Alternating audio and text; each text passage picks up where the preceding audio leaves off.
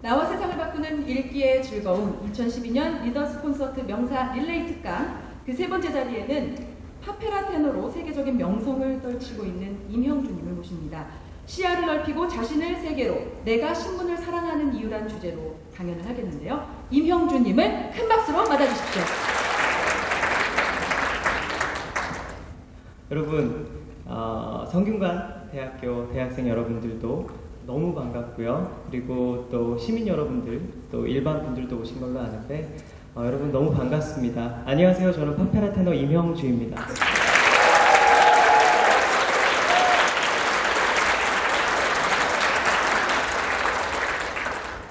이렇게 단상에서 얘기를 하는 게 좀 낯섭니다. 항상 좀 이렇게 뭐 콘서트홀이나 아니면 해외 무슨 공연장이나 아니면 무슨 축구 스타디움 이런 곳 경기장, 월드컵 경기장 이런 곳에서 공연만 하다가 요즘 부쩍 들어 이렇게 강단에 쓸 일이 한 3년 전부터 빈번해진 것 같습니다. 근데 한국에 있는 대학교에 이제 초청돼서 특강을 갈 때마다 느끼는 거지만 굉장히 이렇게 기분 좋은 설레임이 있어요. 가슴이 굉장히 콩닥콩닥 거린다고 할까요?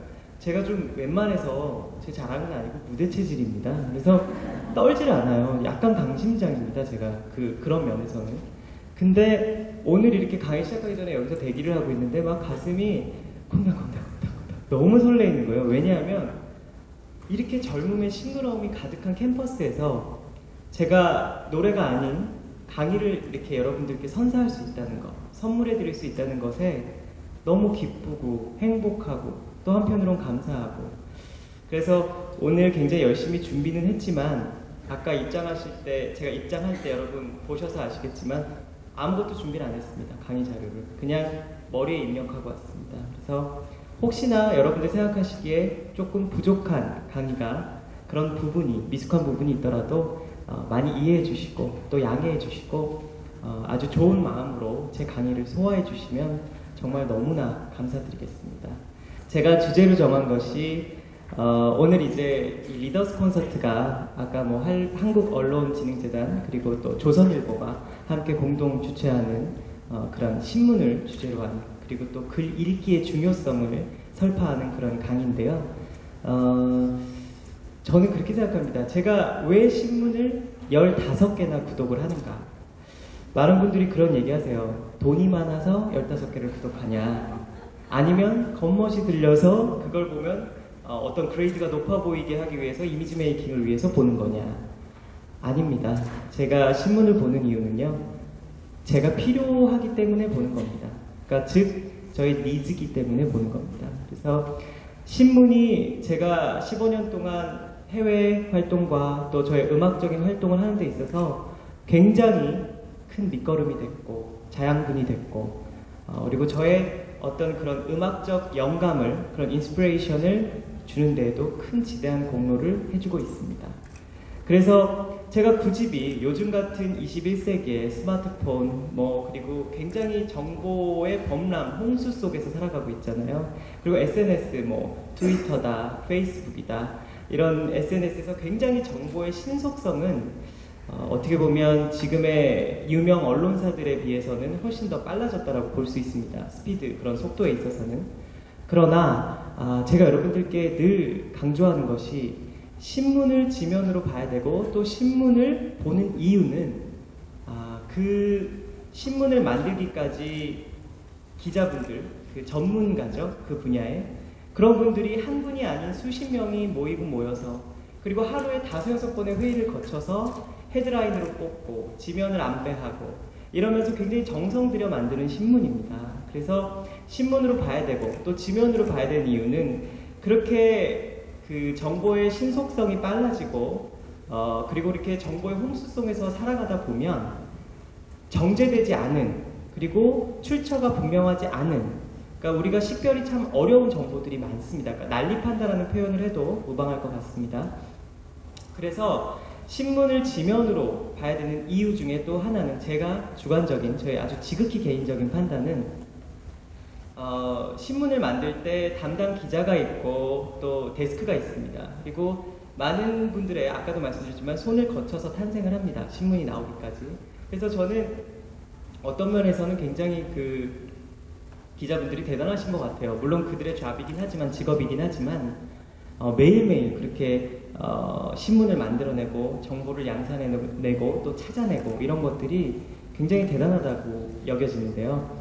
신문을 보면 각각 헤드라인이 있습니다. 여러분 보시면 아시다시피 그리고 1단, 2단, 3단, 4단, 전면, 반면 이렇게 단수도 나눠져 있습니다. 명확하게. 그래서 신문을 제가 15개를 보는 이유는 지면에서 헤드라인을 안배하는 게 각 언론사마다 다 다릅니다. 여러분들이 더 잘 아시겠지만 그걸 논조라고 그러죠. 속된 말로. 각 언론사의 논조가 다 다릅니다. 그래서 세계 어느 나라나 그렇습니다. 프랑스에 르몽드가 있고 리베라시온이 있으면 둘은 굉장히 다르죠. 예를 들면 한쪽은 극우적인 시각에서 모든 신문의 정보, 인포메이션을 해석해내는 반면 또 한쪽에서는 극좌적인 시각으로 신문을 양산해내고 만들어내고 있습니다. 제작을 하는데 이거는 세계 모든 나라가 그렇습니다. 예를 들면 뉴욕타임즈가 굉장히 좌파적인, 진보적인, 좌파라고 하면 좀 용어가 세고요. 진보적인 시각에서 언론인들이 많이 재직하고 있는 신문사가 뉴욕타임즈라면 워싱턴 포스트는 조금 더 우파적이다라고 볼 수 있습니다. 그러니까 이제 보수적인 거죠, 한마디로. 우리나라도 오늘 이 행사를 공동 주최한 조선일보는 굉장히 좀 우파적인 시각이 많은 언론사고요. 또 다른 언론사, 예를 들면 좀 극과 극을 비교하는 게 재밌겠죠. 근데 영상으로 다 찍히고 있는데 저는 그냥 가감 없이 얘기하겠습니다. 한겨레나 경향신문 같은 경우는 굉장히 또 진보적인 색채를 갖고 있습니다. 또 그런 반면에 중도적인 언론사들도 있고요. 그렇기 때문에 저는 제가 좋아서 누가 시키지도 않았는데 15개를 다 봅니다. 그러면 너무 재밌는 게 여러분, 역시 이 신문은 이 사건을 이렇게 판단하네.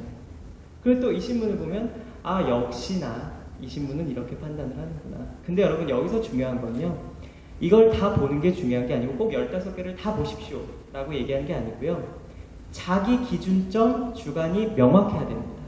근데 그 기준점과 자기의 어떤 그런 명확한 보는 시각이 생기려면 많이 봐야 합니다. 선천적으로 타고나는 것이 아니기 때문에, 대체적으로.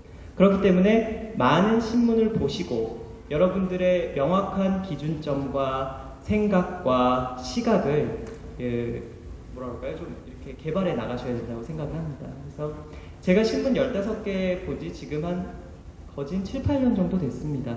네. 근데 참 재밌는 것이 7, 8년 전에 15개를 봤던 이유는 제가 왜 웃냐면, 제가 좀 신문에 좀 자주 나오는 편이잖아요. 일반인에 비해서는, 일반 분들에 비해서는. 그러니까 어린 마음에 제가 나오는 게 너무 좋아서 스크랩하는 재미로 그걸 다 보기로 시작했어요. 그러다가 그냥 나 스크랩하는 거에 지나지 않고 하루하루 신문을 보니까 저의 기초 상식이나 어떤 기본 상식 같은 것이 굉장히 저변이 넓어지는 거예요. 이 보는 마인드도 달라지고, 예를 들면 제가 아무래도 장르의 특성상 국가행사나 아까도 말씀드렸지만 참 연예인, 대중 연예인분들과 많이 교류하는 것보다는 정치인분들을 참 많이 만나고 교류를 하게 돼요. 왜 그런지 모르겠는데 어렸을 때 제가 원하는 게 아니라 어떻게 그렇게 돼버렸습니다, 상황이. 그래서 그분들을 뵐 때마다 제가 꿀먹은 벙어리처럼 앉아있을 수 없잖아요. 그러면 감히 이제 어른들 대화에 끼어드는 거죠. 근데 육자회담이 어쩌고 저쩌고 그거에 대해서 제가 어디서 배우겠습니까? 그런 거를 다 신문을 보고 처음엔 수박 겉핥기식으로 알다가 이게 계속 똑같은 토픽이 반복돼서 나온 경우도 있습니다. 그리고 또 뒤에 보시면 오피니언 지면에 모든 신문사들이 칼럼을 기고하게 되어 있습니다. 그러면 칼럼이라는 것은 조금 더 전문적입니다.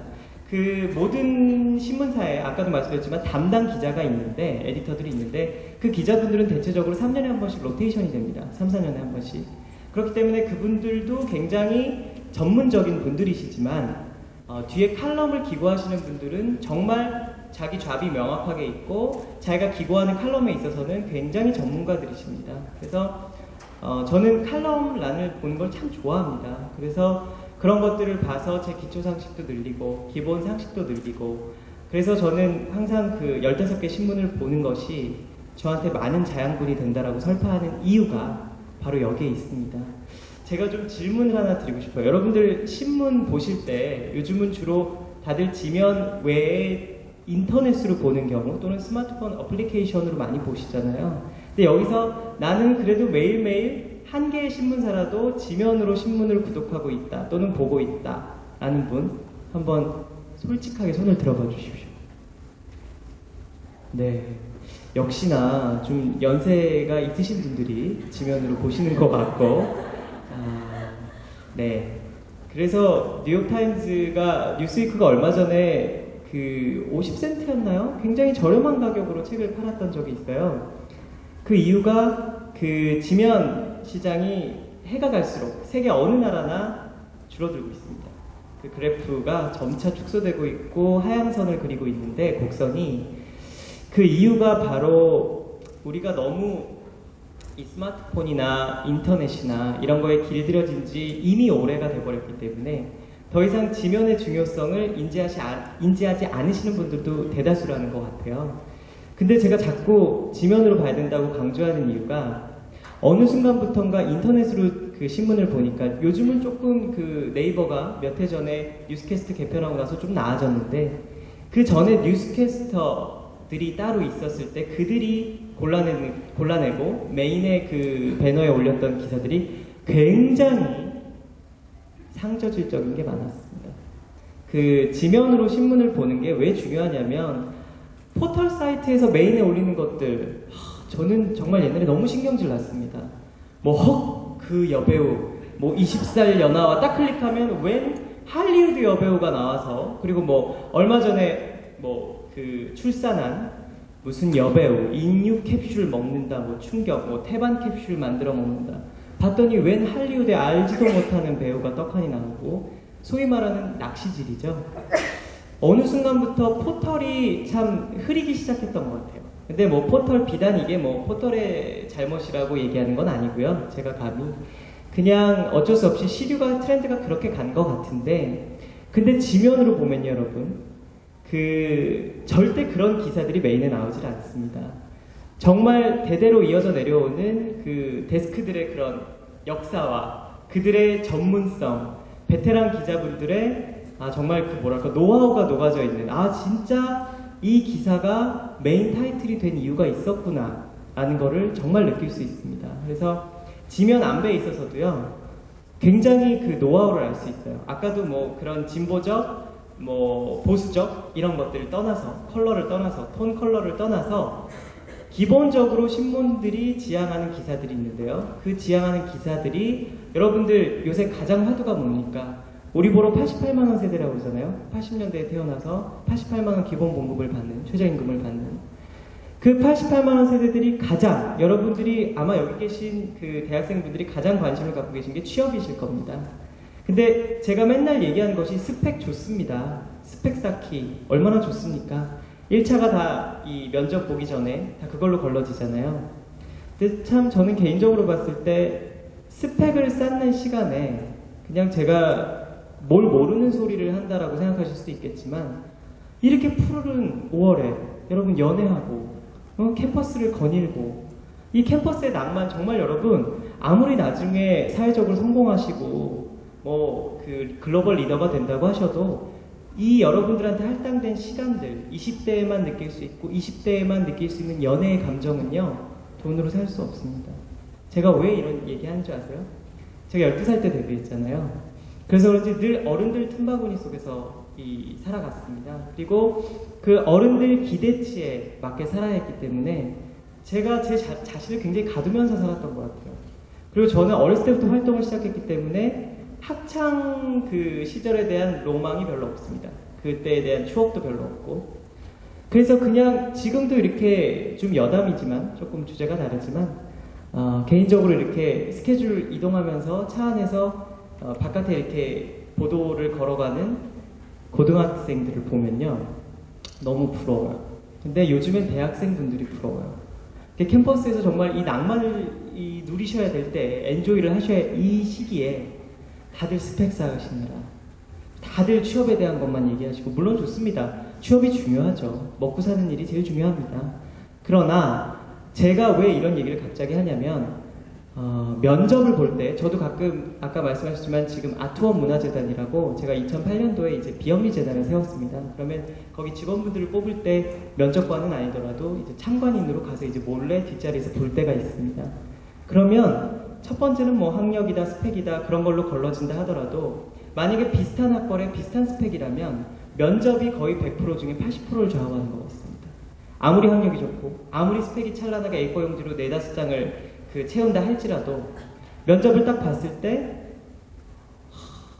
저 사람은 저 스펙을 어떻게 쌓았을까? 저 스펙을 쌓고 저 자격증을 따느라 기초상식이 없나 보다 라는 생각이 들면 오히려 그 스펙이 자기에게 마이너스가 됩니다. 그러나 스펙은 별로 없어요. 학력도 그냥 비슷한 수준이에요. 근데 면접관의 질문에 너무나 당당하게 그리고 또 너무나 크리에이티브하게 창의성 있는 대답들을 할 때, 답변을 할 때, 그 사람이 달라 보여요. 정말 학벌이고 뭐고 스펙이건 간에 그 사람을 뽑고 싶고 그 사람이 어필이 됩니다. 면접관한테. 그래서 제가 강조하고 싶은 거는 그렇게 박학다식해야 되고 기초상식을 뭐 과외를 받을 수가 없지 않습니까? 바로 신문이 여러분 취업에도 훌륭한 지침서가 될 수 있다고 저는 감히 말할 수 있습니다. 그래서 많은 분들이 좀 신문을 봐주셨으면 좋겠고 이제 더 나아가서 그 글을 읽는 거 그러니까 많은 분들이 저한테 그래요. 제가 지금 여기 영상이 찍히고 있어서 근데 아까 뭐 이제 실명을 말했으니까 그냥 얘기를 하겠습니다. 2년 전에 한 1년 반 동안 1년 반 넘게 동아일보에서 동아일보 이제 창간 90주년 되는 해에 최연소 고정 칼럼 개건 고정 칼럼니스트로 이제 활약을 했습니다. 근데 절대 대필이 없었습니다. 왜 이런 얘기 하냐면 많은 분들이 제가 봤을 땐 제 글이 굉장히 부족해 보이거든요. 근데 혹시 막 대필한 거 아니냐고 그런 얘기를 해요. 저는 요즘 세상이 무서워서 대필하면 바로 매장되더라고요. SNS가 너무 무섭더라고요. 세상에 비밀이 없더라고. 너무 솔직하게 얘기하겠죠? 그래서 좀 부족하지만 제가 써나가기 시작했습니다. 근데 많은 분들이 어린 나이에 어떻게 그렇게 글을 재밌게 쓰느냐 그리고 칼럼의 주제를 어디서 찾느냐 어렸을 때부터 명확한 진로가 있어서 음악만 했을 텐데 성악만 공부했을 텐데 어디서 그렇게 그런 주제를 픽업하고 또 그런 글들을 체계적으로 써내려가느냐 어디서 힌트를 얻고 아까 말한 어디서 영감, 인스피레이션을 얻느냐라고 많은 질문을 해오시는데 저는 그때마다 자신있게 얘기합니다. 글을 잘 쓰려면 그리고 말도 글을 잘 쓰는 사람이 굉장히 논리정연한 토론의 달인이라고 생각을 합니다. 그 이유는 바로 글을 읽는 데서 비롯된다고 생각합니다. 많이 읽느냐가 자기의 글쓰기 또는 자기를 어필하는 자기의 PR 능력, 자기의 토론의 능력 자양분이 된다고 생각합니다. 거기서 비롯된다고 생각합니다. 얼마만큼 읽느냐가 자기의 경쟁력이 된다고 생각합니다. 그래서 신문만큼 여러분 신문이 지금 600원인가요? 얼마인가요? 환부에 800원 좀 오른 거죠? 제가 구독을 하고 있어서 이렇게 사진 않습니다. 가판대에서. 근데 그 800원, 900원 하는 그 신문 한 부가 얼마만큼 자기에게 좋은 과외 선생님이 되고 얼마만큼 좋은 자기의 취업 도우미가 되고 저한테는 사실 굉장히 고마운 스텝이에요. 왜냐? 이렇게 한국을 오는 제가 좀 해외 활동의 비중이 크니까 한국을 올 때마다 저는 신문을 어디서 많이 보냐면 못다 본 신문을 다 기내에서 봅니다. 기내 보면 뭐 영자지부터 시작해서 외신들부터 시작해서 엄청나게 많은 일간지들이 있거든요. 주간지, 월간지도 있고. 저는 거기 있는 일간지, 주간지, 월간지 다 봅니다. 그래서 어떨 때는 그 스튜어디스 분께서 왜 쉬지 않고 이렇게 글을 읽으시냐고 그래요. 그러면 저는 얘기하는 게 신문을 며칠 동안 그 국내 이 지면으로 안 보게 되면 국내 신문을 굉장히 제가 뒤처지는 것 같아요. 네.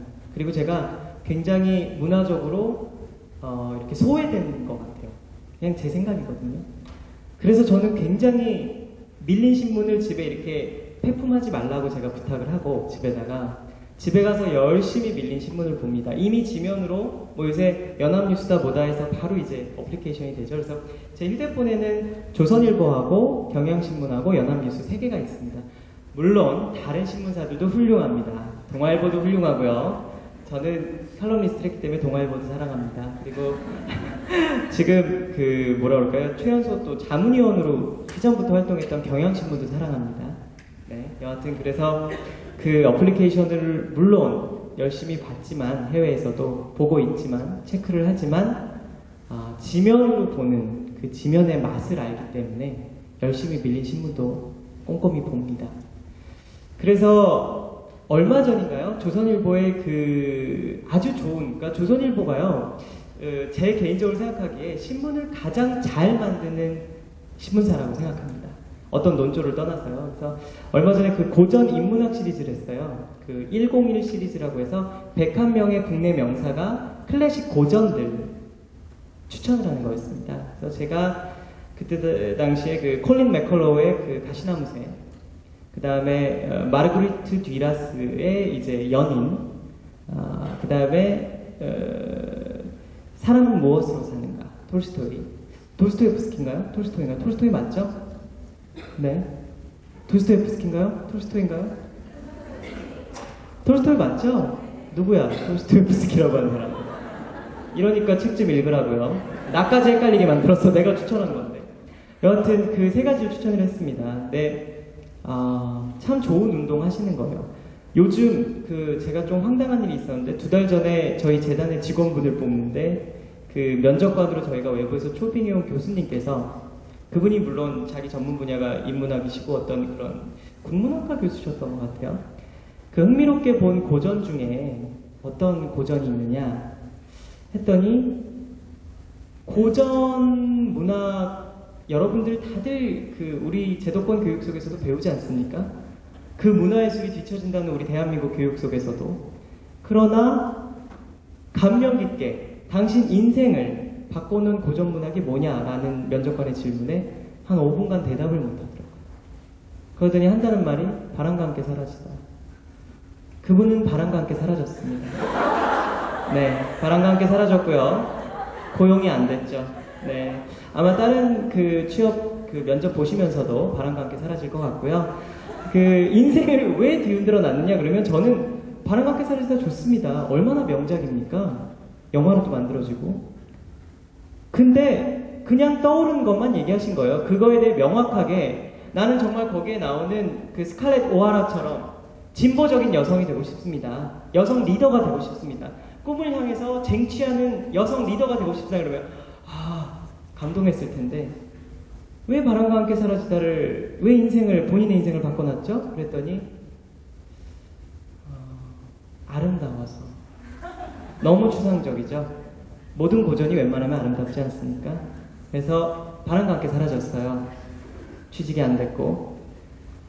많은 분들이 그럽니다. 취직을 하는데 고전 인문학이 왜 필요하죠? 자격증 하나 더 있어야 되는 거 아닌가요? 어디서 인턴? 무슨 국가 공사기관에서 인턴한 게 더 낫지 않나요? 아닙니다, 여러분. 그런 고전 인문학이 여러분 분명히 면접 보실 때 굉장한 도움이 됩니다. 그리고 여러분 면접하실 때 가장 중요한 그 또 키포인트가, 뭐 제가 많이 면접을 한 수백 번 본 것 같죠? 면접을 참관을 많이 해서 이렇습니다. 좀 믿을 만한 근거니까 믿어주세요. 면접을 할 때 여러분, 그 자기를 대변할 수 있는 사람이 없습니다.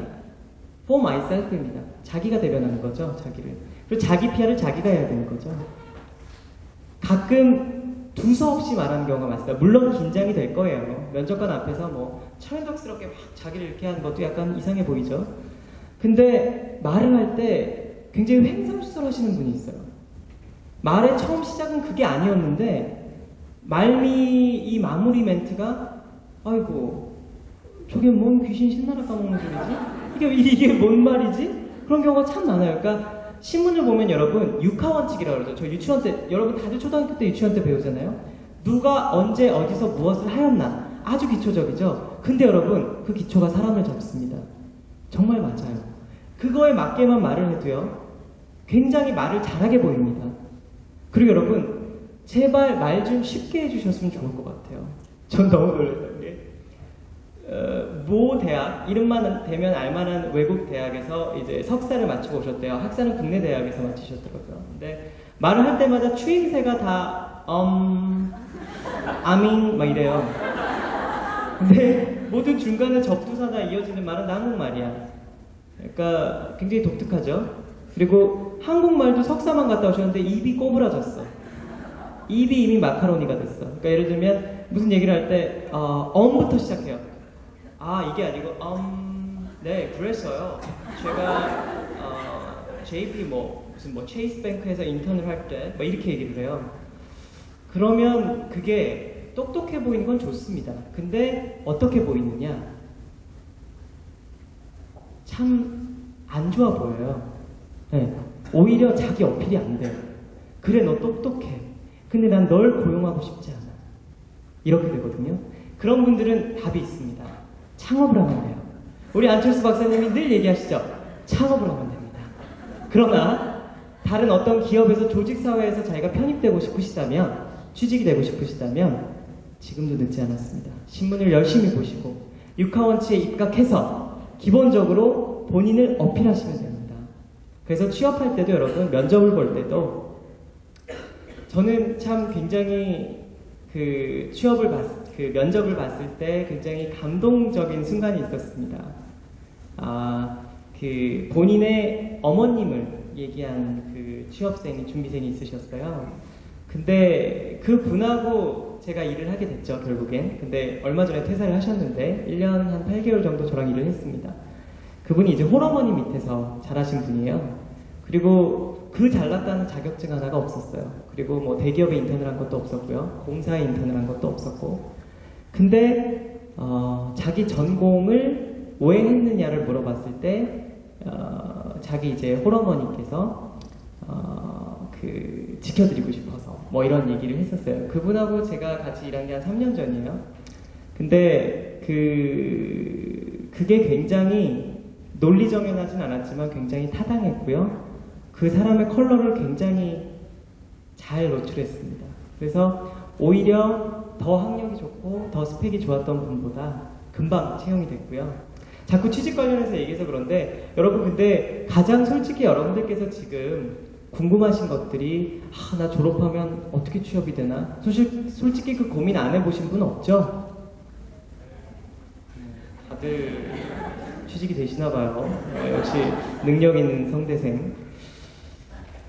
그래서 지금 계속 연관지어서 말씀드리는 거고요. 이제 취업 포인트를 좀 넘어서 이제 또 다른 멘트를 좀 할까 합니다. 다른 주제에 특강을 할까 하는데 시간이 좀 괜찮은가요? 조금 더 해도 되나요? 한 10분 정도? 지금 시간이 앞에 시계가 없어서 10분 정도 더 해도 될 것 같습니다. 10분 딜레이가 됐기 때문에. 왜 제가 글 읽기의 중요성을 여러분들께 누누이 말씀을 드리냐면 지금 주제가 시야를 넓히고 시선을 세계로잖아요. 나를 세계로. 근데 지금 그거에 대해서는 얘기가 하나도 안 나왔죠. 이제부터 시작하겠습니다. 신문을 보는데 세계관이랑 뭔 상관이 있냐라고 하면 자신 있게 할 말이 있습니다. 그렇기 때문에 주제를 그렇게 정했습니다. 왜 신문이 저를 글로벌리하게 활동하는데 세계적으로 활동하는데 밑거름이 돼줬냐면 그리고 또 꿈을 주는 동기부여가 돼주었냐면 제가 참 존경하는 두 명의 음악가가 있습니다. 한 명은 아시는 분들이 있으시겠지만 모든 평론가와 전 세계 모든 팬들이 추종하고 추앙했던 전설적인 20세기 최고의 소프라노 마리아 칼라스가 있고요. 그리스 출신의 태생의. 그리고 또 한 명은 한국이 낳은 세계적인 소프라노 신이 내린 목소리라는 애칭으로 더 잘 알려진 조수미 선배를 참 제가 존경했습니다. 그러니까 둘 다 저의 롤모델이었어요.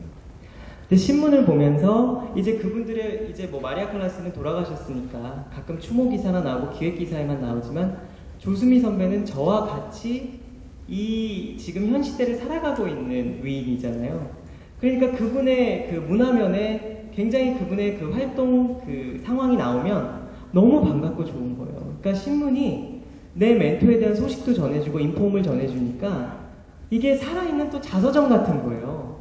자서전은 발간하고 나면 그 뒤에 이야기는 없습니다. 그러니까 이후에 어떻게 됐는지 그리고 자서전에서 했던 게 계속 되고 있는지 그 프로젝트가 알 길이 없잖아요. 근데 제가 여러분 초등학교 시절 그리고 또 예원학교 시절 때만 해도 예원학교가 중학교 과정인데 그때만 해도 이렇게 인터넷 익스플로러가 발달하지 않았습니다. 그래서 그때는 뭐가 발달했냐면 다들 아시겠지만 천리안 나무무리 하이텔, 갑자기 좀 생뚱맞죠? 그걸로 이제 전화선으로 인터넷을 하기 시작했던 때라서 그때는 지면신문이 차라리 빨랐어요. 그래서 지금처럼 포털 사이트에서 뉴스캐스트가 제대로 체계적이 있지 않았기 때문에 그래서 조수미 선배의 활동 상황 그리고 마리아 칼라스의 추모 기사 또 기획 기사 이런 것들을 스크랩을 하기 시작했어요. 누가 시키지도 않았는데. 그러니까 신문이 나한테 꿈도 주고 말도 잘할 수 있는 어떤 지침서도 대주고 그러니까 여러모로 어렸을 때부터 신문을 접한 게 참 저희 부모님께 감사드리지만 아침에 저희 집에 좀 외람된 말씀이지만 집에 일하시는 아주머니가 있으셨는데 꼭 저한테 아버지가 그 신문을 갖고 오게 하셨어요. 저희 집이 그때 당시 조선일보, 한국일보 딱 2개를 봤습니다. 저는 아직도 기억나요. 그 조선일보 앞에 그 뭐랄까 트레이드 마크라고 해야 되나? 그게 이 우리나라 그 지도 모양이었던 거 맞죠? 다들 모르시는데 조선일보에 관심을 가져주세요. 그래가지고 그런 게 아직도 기억이 나거든요. 그리고 그때 당시도 신문이 세로 쓰기가 있었던 것 같아요. 가로 쓰기가. 근데 그때 제가 동화구연을 배웠어요. 웅변을 따로 프라이빗으로 배웠었는데 왜 배웠나 몰라요. 근데 제가 배우고 싶어서 배웠어요. 왜냐하면은 제가 좀 어렸을 때 이제는 좀 제 얘기를 같이 이렇게 녹여서 하는 게 더 재밌을 것 같아요. 제가 봤을 때. 그래서 동화구연을 프라이빗하게 배우면서 선생님께서 과제를 내주셨는데 네가 무엇든 어떤 활자를 보고 읽을 거리를 찾아서 소리내서 읽어라라고 하셨어요. 그래서 사실 제 꿈이요. 엄기영 사장님이나 손석희 씨처럼 뉴스 앵커가 되는 게 꿈이었어요. 저는 그분들이 어린 나이 초등학교 3학년, 2학년 때 왜 그분들이 멋져 보이냐면 어떤 그때 당시 뭐 H.O.T나 저때 H.O.T 분들이나 잭스키스나 S.E.S 이런 분들이 되게 인기였거든요. 근데 그런 분들도 물론 좋아하긴 했지만 왜 어린애가 그 뉴스데스크를 막 정말 코앞에서 이렇게 가서 그 시간대를 기다리고 봤냐면 어린 마음에 제가 봤을 때 그때 당시 뉴스데스크를 엄기영 선생님이 하셨습니다. 근데 왜 그분이 멋져 보였냐면 그때 당시는 뭐 소셜 네트워크이다 뭐 인터넷이다 이런 스마트폰 어플리케이션이 없으니까 그 시각에 제일 먼저 대한민국에서 일어나는 사건을 그분 입을 통해서 들을 수가 있었어요. 그게 아주 유일한 방법이었어요. 그러니까 나는 어린 마음에 내 눈에 대통령 할아버지보다 저 아저씨가 멋져 보이는 거야. 모든 국민이 그 아저씨를 주목하고 있잖아요. 그 시간대에.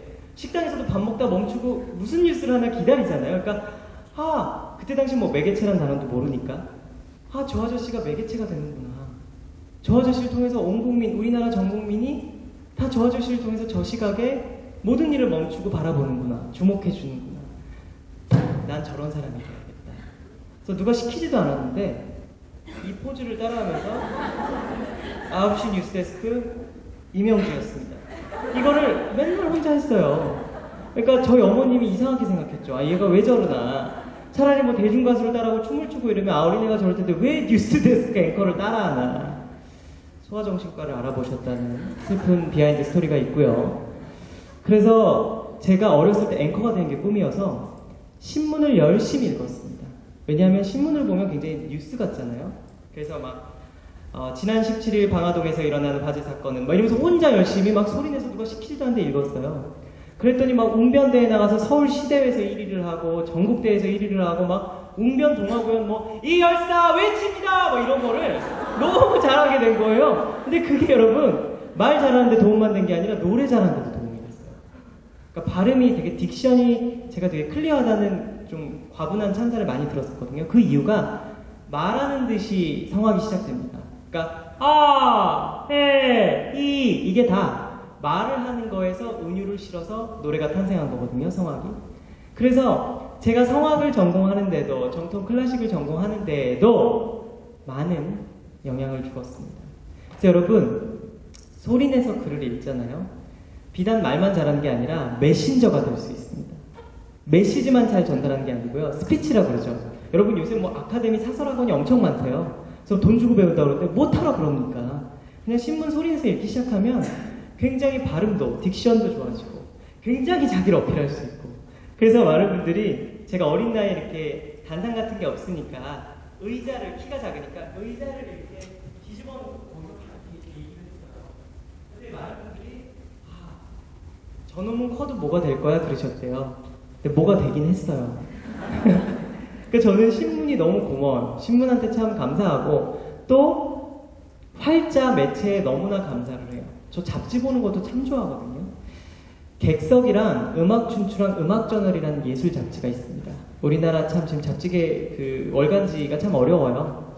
근데 그 객석이라는 잡지를 보면서도 꿈을 키웠습니다. 거기 표지 모델을 하시는 뭐 분야는 달랐지만 정명훈 선생님이라든지 사라장 선배, 장영주 선배라든지 뭐 장한나 씨라든지 장한나 선배라든지 아니면은 뭐 백건우 선생님 위대한 우리나라가 낳은 세계적인 월드스타들이 항상 표지를 하잖아요.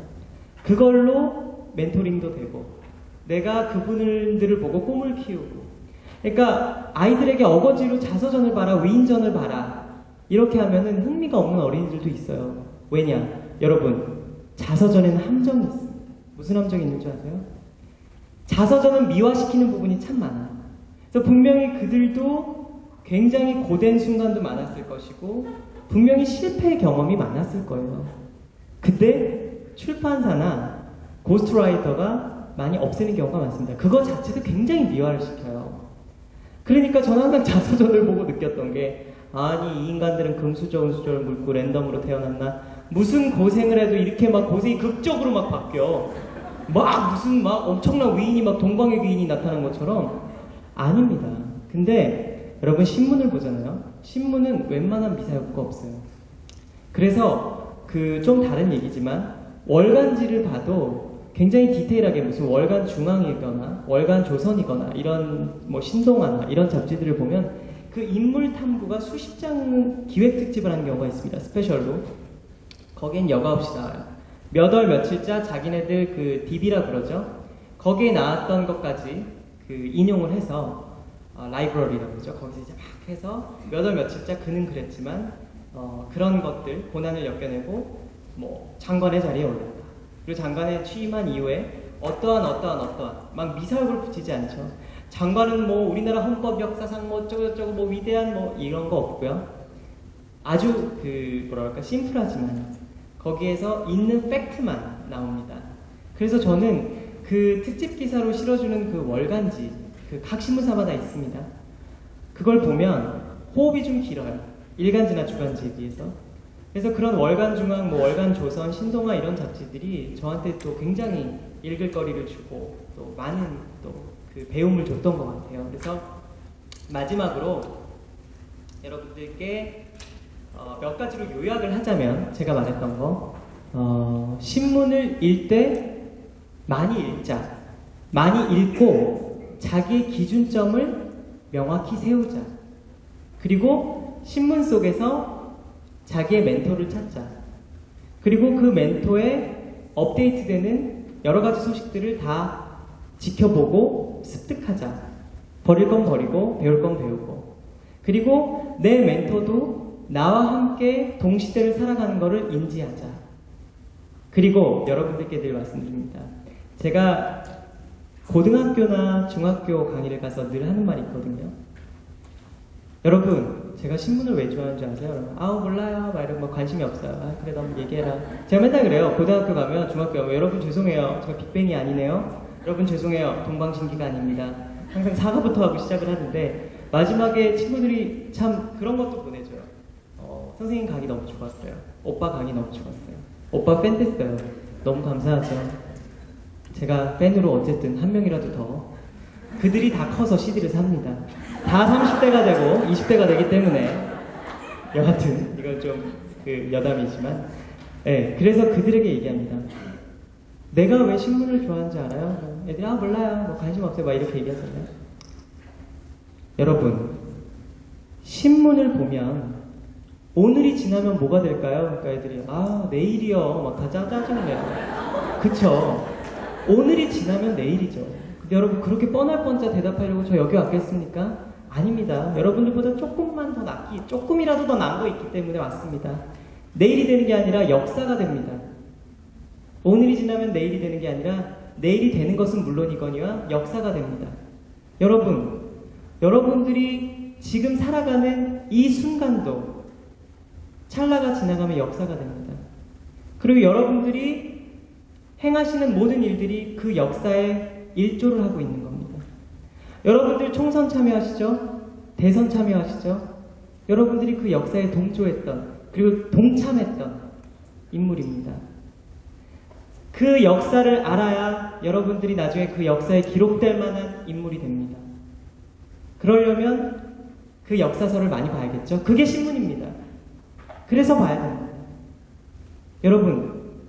여러분들이 살아가는 이 시대에 스포트라이트를 받고 싶죠? 여러분, 요새 여러분들의 학부모님들이 맨날 얘기하시는 말씀 있죠? 단어, 글로벌 리더.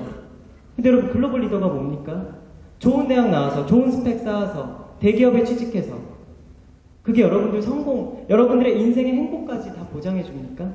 그리고 그게 진정한 글로벌 리더의 의미입니까? 제가 되물어요. 그럼 많은 애들이 갑자기 조용해져요. 고등학생들이 굉장히 시니컬해지고 그제서야 굉장히 시리어스해져요. 왜냐면 자기네들이 봤을 때 일단은 좋은 대학 들어가면 해방이다라는 생각을 하거든요. 여러분, 아닙니다. 요새 언니 오빠들, 형 누나들 보십시오. 대학 가면 더 힘들어요. 학비 보세요. 저 반값 등록금 내기 전에 얼마나 힘들었습니까? 학벌을 벌려고 뼈골 빠져요. 인턴하랴, 과외하랴. 근데 여러분, 밤새도록 해도 우리나라 최저임금이 엉망입니다. 오르질 않아요. 최저임금이 동결된 지 오래고 물가만 올라요. 물가는 미친년 널뛰듯이 올라갑니다. 죄송합니다. 제가 좀 여과 없이 이해해주세요. 네, 아주 적합한 표현이었죠. OECD 국가 중에 1위, 2위를 다툰답니다. 아마 1위지 않을까요, 이제는? 근데 임금은 거의 90년대 수준에서 동결이죠. 여러분, 대학이 여러분의 해방구가 아닙니다. 그리고 대학 가서도 취업 걱정합니다. 그리고 취업해서 막상 자기가 원하는 공사나 공무원이나 대기업에 취직해도 또 다른 관문이 있습니다. 승진해야 돼요. 그리고 승진해서 가정 이루어야 되죠. 그럼 돈 모아야 되죠. 적금 모아야 되죠. 애기 낳았어요. 애기 키워야 되죠. 그게 인생의 성공입니까? 그게 글로벌 리더입니까? 여러분, 글로벌 리더란 자기 꿈을 현실화시켜서 국제적으로 살아가고 세계적인 무대에서 꿈을 키워나가는 사람 아닙니까? 여러분, 대기업 직원이 돼서 임원이 돼서 해외 출장 가는 게 글로벌 리더입니까? 아닙니다. 왜 꿈이 다 획일화 되어 있습니까? 우리 위에 윗대의 386 세대를 보십시오. 학생운동에 참여해서 세상을 바꿔보겠다고 결국엔 별로 못 바꿨지만 그들도 기성세대가 되고 나면 많이 도전의식이 뭐라 그럴까요? 감퇴가 됩니다. 감소가 됩니다.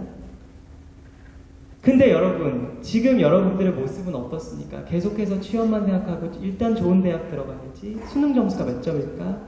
난 시집 잘 가야지. 너무 안전빵으로 가는 것 같아요. 점점. 근데 여러분, 그게 여러분들 탓만 아닙니다. 이 사회가, 이 국가가, 이 제도가 그렇게 만드는 것 같아요. 제가 나이도 젊은데 왜 이런 얘기를 갑자기 하냐면 해외 활동을 많이 하잖아요. 북유럽 가잖아요. 정말 복지도 잘 돼 있습니다. 그리고 다들 꿈꾸는 게 국회의원 되기 싫어하고요. 국회의원 되면 백팩 메고 자전거 타고 출근해야 돼요. 아주 시의원도 그런 시의원이 없습니다. 국회의원이 시의원, 구의원보다도 못해요, 우리나라에. 자기의 수족들, 비서관들 그런 거 없습니다. 있다 해도 아주 클리어합니다. 우리나라처럼 뭐 다 그렇다는 건 아니지만 뭐 그 국회의원의 뭐 자녀분까지 뭐 이렇게 뭐 무슨 선물 알아봐주고 뭐 생일 선물 뭐 사주고 이런 것까지 알아봐주지 않습니다. 그렇기 때문에 많은 분들이 국회의원 되기 싫어하고요. 정치에 참여하는 거 싫어하고, 그리고 또 정치에 참여해봤자 뭐 그렇게 플랫폼이 바뀌지 않기 때문에, 그리고 또 그렇게 엉망이지도 않기 때문에, 복지제도가 잘 돼 있기 때문에 다 창업하려고 그러고 자기의 꿈, 나는 크리에이터가 될 거야. 나는 뭐가 될 거다? 굉장히 능동적이에요. 그리고 주입식 교육이 아니기 때문에 굉장히 창의적이, 아까 제가 계속 크리에이티브 계속 얘기한 이유가 유럽권 사람들, 유러피안들을 보면 굉장히 창의적입니다. 그리고 그에 못지않게 미국인들을 보면 굉장히 미래가 밝아요. 그렇게 경제가 해마다 굉장히 침체되고 있고 굉장히 하향 곡선을 그림에도 불구하고 나는 모건 스탠리에 취직을 할 거야. 나는 체이스뱅크에 취직을 할 거야. 나는 무슨 어디 대기업 뭐 워너브라더스에 취직을 할 거야. 이거보다 나는 거기를 거쳐서 뭐가 될 거야. 내 이름을 가진 컴퍼니를 세울 거야. 그리고 굉장히 우리나라는 그런 거 별로 없잖아요. 아, 나는 누구처럼 될 거야 하는 것들이 생각보다 없습니다. 근데 자기 멘토가 확실해요. 나는 오프라 윈프리처럼 될 거야. 나는 마샤 슈튜어트처럼 될 거야. 그래서 그 여자처럼 가정법 살림법으로 아주 국제적인 리더가 될 거야. 글로벌 리더가 될 거야. 아주 체계적이에요. 그리고 우리나라처럼 아휴 뭐 나는 그 사람처럼 안 돼. 아 나는 가정도 일단 그 사람하고 다르고 뭐 아 나는 또 내 가정 환경이 낫다고 하더라도 아 난 그 사람처럼 끈기도 없어. 난 안 돼. 아우 난 그렇게 동방의 귀인이 안 나타날 거야. 아우 이 사회 개판이야. 아우 나 대학도 싫어. 뭐 난 이 나라가 싫어. 난 이 나라를 떠나버릴 거야. 이렇게 비관적으로 하나둘씩 생각하세요 여러분. 진짜 지 인생이 비관적이게 되더라고요. 너무 놀란 게 안 웃으시네? 웃으라고 하면 제 주위에 정말 비관적인 친구가 한 명 있고요. 이거는 뭐 칸트의 비판 철학이 아니야. 그냥 비관적인 거야. 비판이 아니야. 뭐 이렇게 크리티컬이 아니라니까요. 그냥 얘는 비판이야. 근데 얘는 그리고 너무 또 심하게 병적으로 긍정적이에요. 네. 좋네요. 흐름이 끊어지고 맥이 쫙 끊어졌어요. 그리고 또 한 명은 굉장히 좀 병적으로 긍정적이에요. 그러니까 세상이 자기 중심으로 돌아가. 그리고 모든 게 다 하나님의 뜻일 거야. 난 잘 될 거야. 아주 긍정적이에요. 결국엔 그렇게 긍정적으로 마인드가 사고력이 있는 애가 잘 됩니다. 아주 잘 되더라고요. 그리고 비관적인 아이는 한 업체, 물론 굉장히 자기 자신을 채찍질하고 뒤돌아보고 시니컬하기 때문에 아주 지 혼자 다 똑똑해요. 그렇기 때문에 상사랑 맨날 부딪혀. 그리고 나 상사가 너무 싫대. 그리고 우리 회사는 왜 그래? 막 허울만 번들으라고 들어보니까 개판이야. 다 너무 무식해. 그럼 제가 얘기합니다. 너보다 무식할지언정 너는 거기에서 필요 악인 것 같다. 그냥 퇴사하는 게 나을 것 같다. 그리고 제가 조언을 합니다. 그렇게 똑똑하고 잘났으면 창업 대출을 해서 창업을 해. 우리 안철수 박사님이 얘기하지? 넌 창업을 해도 되겠다. 그래서 네가 고용을 하는 거야. 그럼 네 마음을 알게 될 거야 그때. 네가 잘못한 걸. 그래서 그 친구는 오히려 잘 안 풀리고 있어요. 오히려 긍정적인 친구보다 좋은 대학을 나왔는데. 근데 그 긍정적인 친구는요. 지금 에스모 기업에 입사를 했어요. 근데 엔지니어링 부서로 옮겼는데 얘가 승진이 빨라. 근데 왜 그랬더니 후임들한테도 잘하고 선배들한테도 아주 싹싹하고. 전 너무 놀랬던 게 이 친구가 그렇다고 뭐 아부를 잘하라는 말은 아닙니다. 이제 점심시간 때 되면 이런저런 얘기 하잖아요. 회사 일을 떠나서. 그러면 위에 상사가 어떤 질문을 하면 자기 얘기를 아주 잘하는 거야. 저는 제가 봤을 때 이런 것 같습니다. 알고 보니까 이 친구도 참 독서를 좋아하는 친구였어요.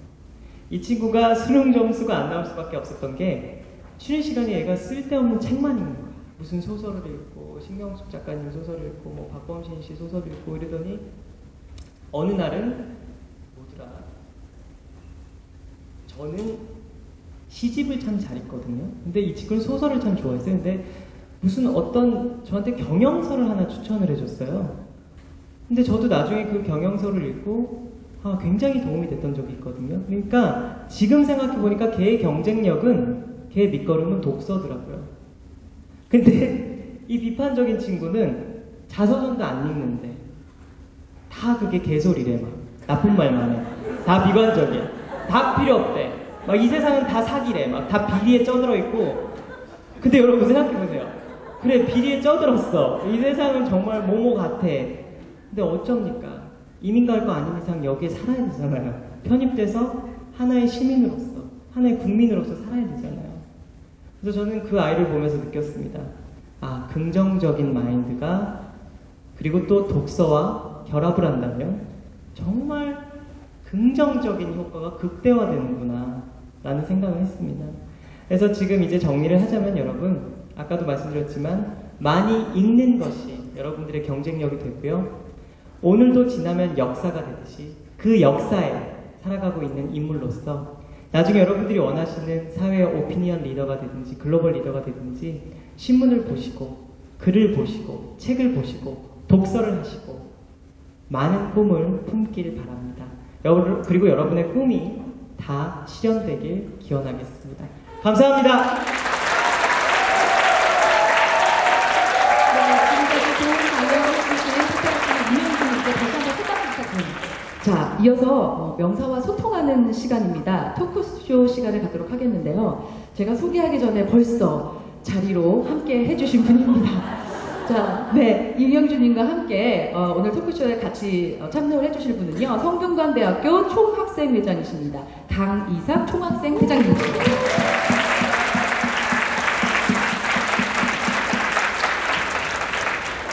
자, 이렇게 셋이 토크쇼를 갖겠는데요. 어떻게 조합이 괜찮은 것 같습니까? 진작 이렇게 하실 걸. 그쵸. 아름다운 미인이 계시니까요. 감사합니다. 몸둘 바를 모르겠네요, 제가. 너무 멋지시고. 아우, 저희끼리 붙이고 장구치고 네, 나왔네요. 사실 뭐 이런 게 다 방송의 묘미 아니겠습니까? 네. 자, 대학생과 읽기의 중요성에 대해서 이야기를 나눠보려고 합니다. 그 전에 마이크 받으셨죠? 예, 그 총학생회장님도 오늘 임영주 씨를 처음 실제로 뵀죠? 예, 맨날 TV에서만 뵙고 네. 신문이나 네. 그런 데서 뵙다가 어떠신 것 같아요? 첫인상.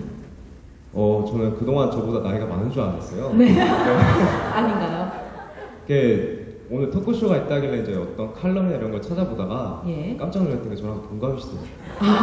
그러세요? 네, 저랑 동갑이시더라고요. 총학생회장님도 27이시고, 제가 나이를 공개 안 했고, 제가 86년생입니다. 부산 아시안게임 때 태어났거든요. 안 속였습니다.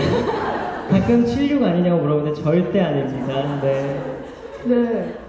그리고 같은 20대끼리 예. 뭔가 오늘 이야기가 굉장히 술술 잘 풀릴 것 같은 그런 생각이 드는데요. 평소에 임영주 씨께 궁금하셨던 것 있으신가요? 예, 그 칼럼에서 이렇게 찾아보다가 되게 신기했고 여쭤보고 싶었던 거가 이렇게 세계적인 유명세를 타고 네. 열심히 이렇게 활동을 하시는데 어머니 교육이 되게 생각보다 방목 교육이었다고 이렇게 칼럼에서 쓰여졌더라고요. 그래서 이렇게 자기가 알아서 이렇게 스스로 이렇게 크리에이티브하게 아까 같이 말씀하신 것 같이 그렇게 하나하나 찾아서 돌아다니셨던 건지 아니면 어떻게 이렇게 됐던 교육을 어떻게 받았는지 궁금합니다. 어머님의 교육법에 대해서. 네. 제가요, 전에도 이렇게 TV 토크쇼나 방송에 나와서 얘기했는데, 저희 어머니께서는 정말 저한테 뭐를 해라라고 강압적이게 말씀하신 적이 단 한 번이 없어요. 그러니까 왜 그러셨냐면, 자기 잡이 있으신 분이었기 때문에, 자기 사업체를 하셨기 때문에, 저랑 많은 시간을 할애하실 수가 없었어요. 할애해 주실 시간이. 그래서 저는 제가 어머니들 치맛바람이라고 그러잖아요. 네. 저는 제 선천적으로 바짓바람을 타고난 것 같아요. 그러니까 제가 되게 극성이었고요. 지금은 좀 많이 나아졌지만 승부욕이 굉장히 강해요. 제가 뭐 생긴 건 좀 여성스럽고 막 이렇게 좀 유약해 보여도 꽤 그러세요? 감사합니다. 네. 그래서 굉장히 좀 강단이 있어요. 그래서 하고 싶은 일은 꼭 해야 돼요. 불도저처럼 꼭 해야 되는데 불도저라고 하니까 또 다른 분의 별명이라서 별로 좋은 표정들이 아니네요. 아무튼 그래가지고 하고 싶은 일을 해야 되는데 제가 알아서 막 했던 것 같아요. 그러니까 시험도 다른 친구들한테 또는 남들에게 뒤지지 않기 위해서. 네. 그리고 어렸을 때부터 임원을 쭉 했었어요. 네. 제가 생긴 거랑 다르게 되게 뭐를 나서서 이렇게 리더십 있게 이렇게 학생회장님도 계시지만 그게 너무 좋은 거예요. 아실 거 다들 모험생이시니까 성대 오셨죠? 임원을 하거나 뭐를 막 솔선수범해서 하면 선생님들이 칭찬을 해주시잖아요. 그 칭찬에 중독이 돼요. 그래서 공부도 열심히 하게 되고 내가 뭐 이렇게 특출나게 잘하는 게 없나? 네. 혼자 아까도 말했지만 동화구연 이런 거가요. 프라이빗 레슨이 그냥 선생님을 찾아간 게 아니고 저희가 다들 아실 거예요. 저희 여러분 80년대 초반생들이 국민학교로 들어갔다가 초등학교를 졸업한 세대거든요. 네. 그래서 그때 교과부에서 방과후 특활반이란 거를 다 어거지로 시켰어요. 네. 5,000원을 내라 그러고. 그래서 저는 5,000원. 한 해 무상도 아니야. 네. 한 해는 가야금을 배웠다가 한 해는 동화구연을 막 배웠다가 네. 한 해는 뭐 동요 부르기만. 제가 그래서 여러분 성악이라는 거 동요 부르기를요 프라이빗 레슨으로 몇십만 원 뭐 타임당 받은 게 아니고 5,000원짜리로 시작을 한 거예요. 다 같이 모여서. 네. 그래서 그런 방목 교육이 저한테는 오히려 저까지 막 이렇게 극성스러운데 어머니까지 극성이었다면 네. 아마 오히려 잘 풀렸으면 잘 풀렸겠지만 안 풀렸으면 제가 억하심정으로 더 어머니를 안 따르려고 했을 것 같아요. 네. 네. 오히려 어머님께서 아드님의 그런 적극적인 어떤 그런 성향이나 이런 것들을 미리 파악을 하셨던 것 같아요. 네, 미리 파악을 하셨고 좀 좀 덜 극성스럽게 살았으면 좋겠다는 생각을 저희 어머니께서는 좀 저한테 돌연변이라고 그러세요. 네. 너 같은 애가 어디서 나왔을까? 네.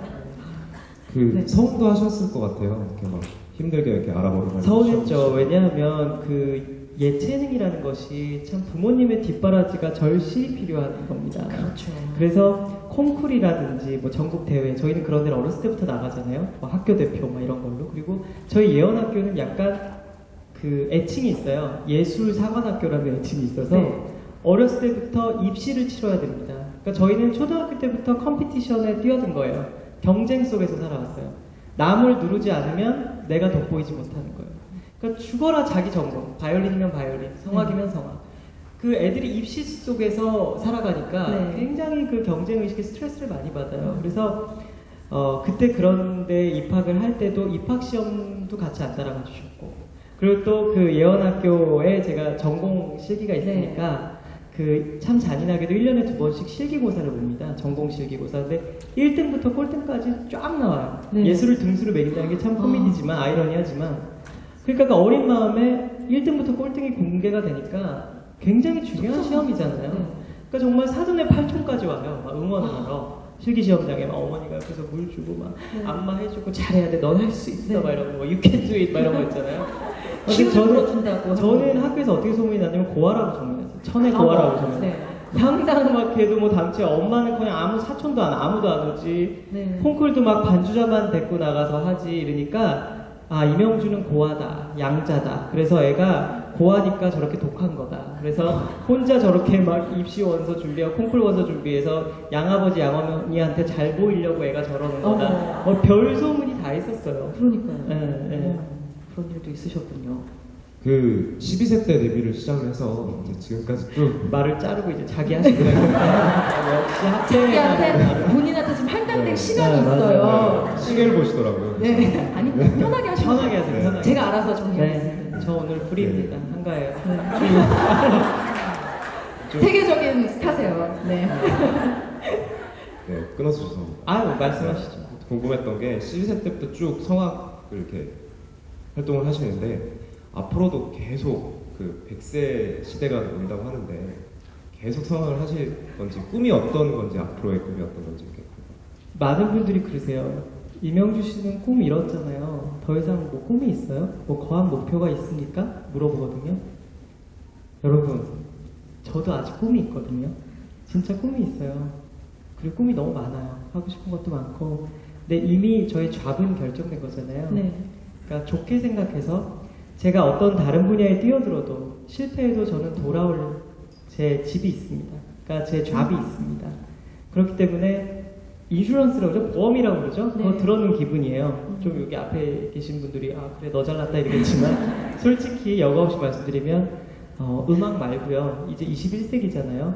그러니까 한우물만 파는 장인의 시대를 넘어서 이제 만능, 다재다능한 엔터테이너의 시대잖아요. 그래서 제가 하고 싶은, 제가 사회봉사활동에 참 관심이 많습니다. 그래서 현재 월드비전이나 네. 대한적십자사나 사회공동복지모금회 사랑의 열매, 기타 등등 여러 사회봉사단체, 비영리단체들의 그 홍보대사를 오랫동안 하고 있고요. 그래서 사회봉사활동 쪽으로도 네. 좀 하고 싶고요. 아프리카 같은 데 가서 네. 좀 중점적으로 봉사활동을 하고 싶고요.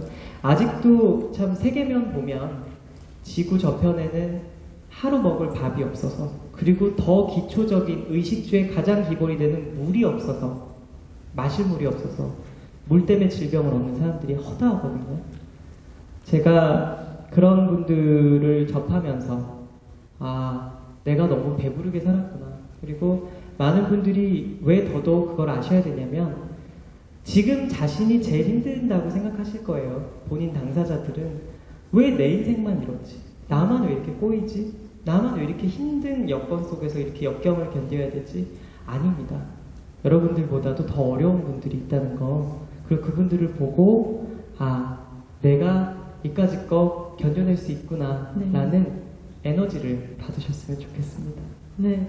아직 20대시지만 아직이라고 표현할게요. 꿈이 아직 많으시다고 하셨잖아요. 그러니까 요새 네. 엊그저께 YTN 뉴스를 나갔는데 네. 자꾸 쓸데기 없이 정계 진출만 물어봐요. 이게 20대가 요새 트렌드잖아요. 20대 네. 분들이 뭐 비대위원도 하고 이러니까 뭐 정치 콜이 왔냐. 제가 네. 얼마 전에 1월 15일 날 좀 큰 해프닝이 있었습니다. 아시는 분들은 많이 아실 거예요. 제 세종문화회관 대극장에서 독창회를 하는데 예, 박원순 시장님과 그 김근태 사인고문 테러하셨던 분이 제 공연장에 와서 테러를 했어요. 네.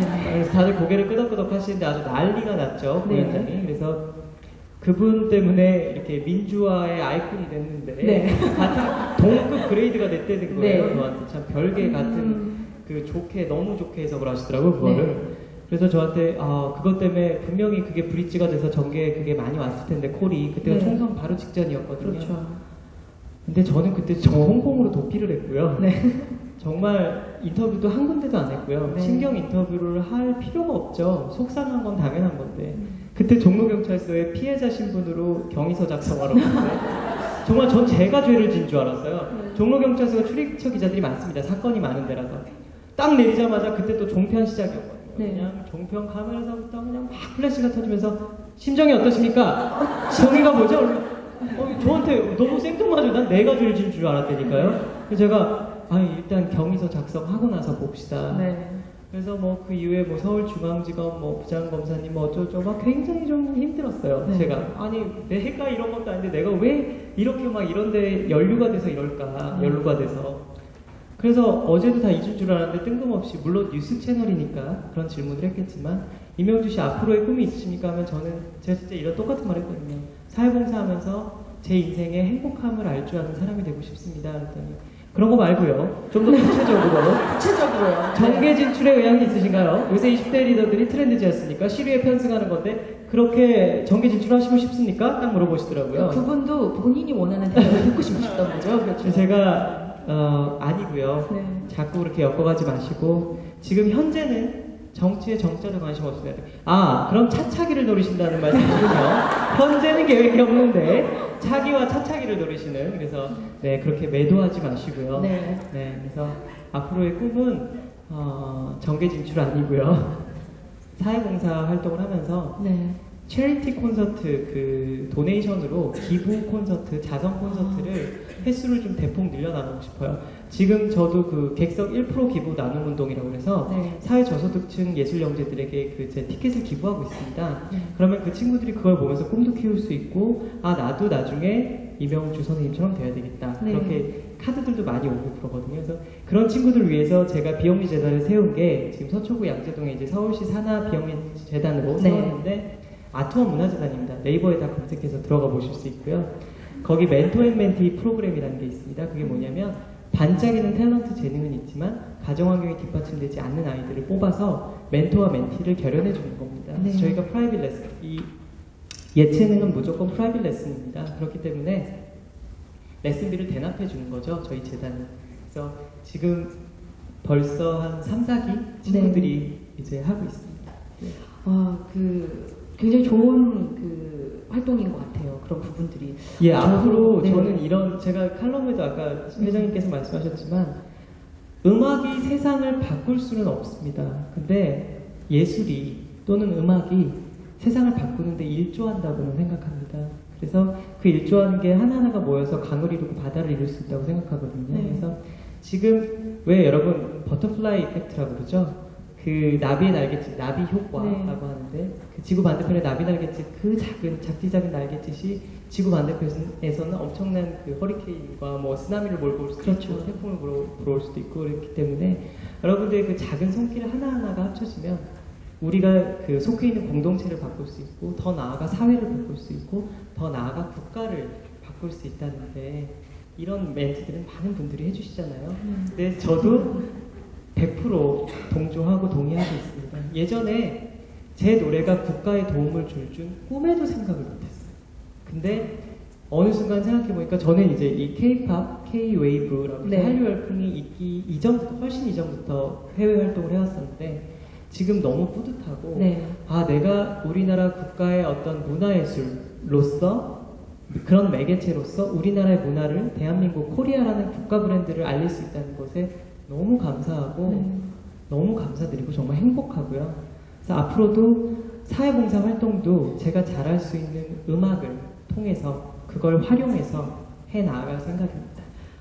와, 박수가 안 나와요. 김영주 씨 말씀을 하나하나 이렇게 듣다 보면은 저도 오늘 처음 이렇게 뵀지만 그 말씀과 생각과 굉장히 풍부한 울림이 느껴지는 듯한 그런 생각이 듭니다. 학생님 저는 이제 질문 전에요. 네. 질문하는 게 아니라. 아니요. 말씀하시네요. 아니, 먼저 말씀하세요. 네, 그럴까요? 네. 두 분이 동갑이시잖아요. 같은 20대시고 반대로 한번 해볼까요? 임영주 씨께서는 혹시 총학생 회장님이십니다. 성균관대 혹시 궁금하신 점 없으세요? 많이 있어요. 네. 저는 캠퍼스 라이프를 제대로 못 즐겼습니다. 네. 학사도 회장님도 좀 오래 다니시는 것 같은데 저도 학사를 끝낸 지 1년밖에 안 됐고요. 지금 현재 석사 과정을 하고 있긴 하지만 제가 이태리 피렌체 산펠리체 그 음악원에 다녔었거든요. 네. 근데 그 학사를 할 때도 학교에서 많이 편의를 봐주셨습니다. 줄리어드 예비학교 같은 경우도 워낙 활동하는 그 음악가들의 전례들이 많아서 많이 배려를 해주셨고요. 그래서 캠퍼스 라이프라는 게 제 인생에서 없습니다. 없는 챕터거든요. 근데 회장님께서는 지금까지 되게 오랫동안 이렇게 캠퍼스 생활을 너무 강조하지 마세요. 네. 뒤에 가서 한 대 칠 분위기네요. 제가 그러잖아도 머리 스타일이 굉장히 위협적이죠. 그래가지고 제가 궁금한 거는 이 캠퍼스 라이프라는 게 정말 진짜 그렇게 모든 이들의 판타지를 충족시켜줄 만큼 정말 그런 스토리인가요? 캠퍼스 라이프가? 일단 그런 것 같아요. 일단 대학을 다닐 때는 다들 이제 수업 듣느라 바쁘고 학점 관리하느라 바쁘고 과제는 틈틈이 연애는 네, 하던데. 근데 이제 틈틈이 연애도 하고 네. 이제 수업 끝나거나 이러면 앞에 이제 학교 상권들 이렇게 돌아다니면서 술도 먹고 네, 상권들. 하고 그렇죠. 미팅도 하고 소개팅도 하고 다 네. 헌팅도 하고 헌팅. 좋다. 하는 사람도 있어요. 정말 태어나서 헌팅이라고 를 해본 적이 그렇다고 없어요. 제가 했다는 건 아니에요. 근데 원래 음악을 하시는 분이시니까 아까도 음악이 세상을 바꿀 수 있다고 생각을 하신다고 하셨는데 음악의 힘이 세상을 바꿀 때 더 강하다고 생각하십니까? 아니면 글의 힘이 더 강하다고 생각하십니까? 날카로운 질문이네요. 무서운 질문이네요. 기자회견 같아요. 역시 학생회장이 이거를 그냥 되는 게 지금도 아니었어. 기다리신 거예요. 여과 없이 솔직히 말씀드리자면 저는 음악인이니까요. 음악이 사회를 바꾸는데 더 일조한다고 생각합니다. 왜냐하면 글도 물론 그렇겠지만 문화 경쟁력이란 게 생긴 것 같아요. 옛날에는 어떠한 테크놀로지, 소사이어티 이런 것들 안에 컬처가 있었다면 이제 컬처럴 테크놀로지라는 게 있지 않습니까? 컬처 안에 기술이 들어가기 때문에 그리고 그렇게 융합 시너지 효과가 나기 때문에 문화가 경쟁력인 이 시점에서 음악이 예술이 어떠한 메시지 또는 매개체, 메신저 역할을 제대로 할 수 있다고 생각합니다. 여러분 너무 신기한 게요. 에콰도르에서 우리도 에콰도르를 잘 모르듯이 에콰도르에서도 코리아라는 나라가 어디에 붙어있고 잘 관심도 없었는데 K-팝 열풍 때문에 코리아를 알고 한국말을 배운다고 하고 한국어가 개설된다고 합니다. 그리고 우리나라 수교 관계가 외교적으로도 더 격상이 되고 있고요. 이것만큼 경쟁력이 어디 있습니까? 그러니까 문화 경쟁력이야말로 21세기 새로운 각 국가 경쟁력이 될 수 있다고 생각합니다. 그런 의미에서 우리나라는 굉장히 미래가 창창하고 밝고 열려 있다고 생각합니다. 가능성이 충분히 내재되어 있다는 거죠. 네, 두 분 말씀 잘 들었습니다. 이제 네, 끝나요. 그렇게 말씀 안 하셔도 제가 안내해 드릴게요. 네. 강희삭 총학생 회장님과 함께했습니다. 고맙습니다. 무엇이든 물어보세요 시간입니다. 성균관대 경영학과 김인수님께서 올려주신 질문입니다. 네, 궁금했던 점이 이제 음악인이시니까 악보를 많이 보실 텐데 또 이번 주제가 리더스 콘서트라서 뭐 이렇게 활자를 보는 거하고 악보를 보는 거하고 어떤 이렇게 느낌의 공통점과 차이점이 어떤 것인지 알고 싶습니다. 확실히 근데 좀 달라요. 글은요, 뭐라 그럴까? 구어체라고 그러나? 이 말하는 게요, 이게 뭐 국문학과 계신 분들이 더 잘 아시겠지만 전공생이 있으시다면 저는 되게 좀 청각이 발달한 스타일입니다. 어려서부터 음악을 해왔기 때문에 멜로디 이런 거 굉장히 익숙해져 있어요. 음율에 대해서. 근데 악보는 그냥 음율처럼 그 안에 물론 뭐 알레그로, 무슨 뭐 칸타빌레 뭐 이런 음악 용어들 그 작곡가의 의도가 있지만 일단은 제 직업이기 때문에 어떻게 보면 악보가 더 저한테는 되게 뭐라 그럴까요? 좀 건조하게 느껴진다고 그러나요? 그리고 더 약간 딱 그냥 그 악보처럼 느껴져요. 쉽게 말씀드리면. 근데 글 같은 경우는요, 이미지네이션이라고 그러나요? 되게 상상이 되고, 누군가 소리내서 나한테 읽어주는 듯한 이런 약간의 환청이 들리는 것 같기도 하고, 그러니까 글이 오히려 더 저한테 생동감이 있는 것 같고요. 악보는 조금 좀 달라요. 그러니까 그 처음에 악보를 습득하고 난 다음에 그 다음에 이제 이미지네이션이나 그 크리에이티브가 시작되는 거거든요.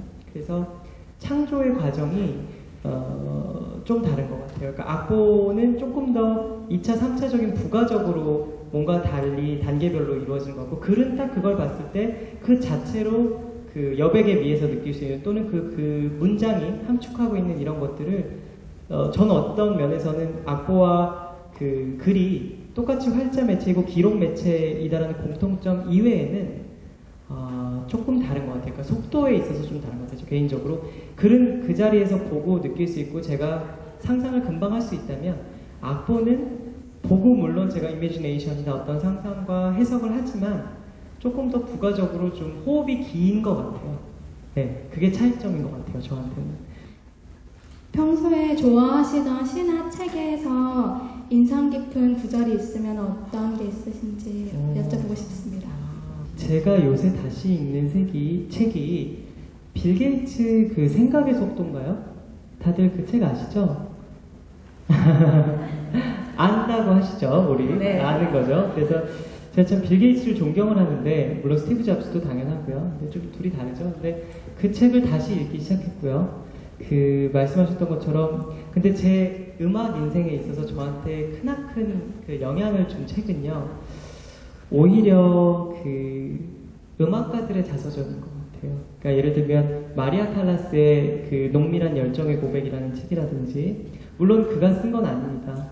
그를, 마리아 칼라스를 평생 동안 옆에서 같이 보고 느끼고 그의 지인이 쓴 책인데, 그 책을 보고 많이 힘들 때 의지하기도 하고, 내가 선망의 대상이던 나의 대선배 마리아 칼라스께서는 나와 같은 비슷한 고통을 느끼셨었구나 라고 느끼기도 하고, 그리고 또 요즘에 저한테 감명 깊은 책은요, 리빙 히스토리라는 책이 있습니다. 힐러리 클린턴의.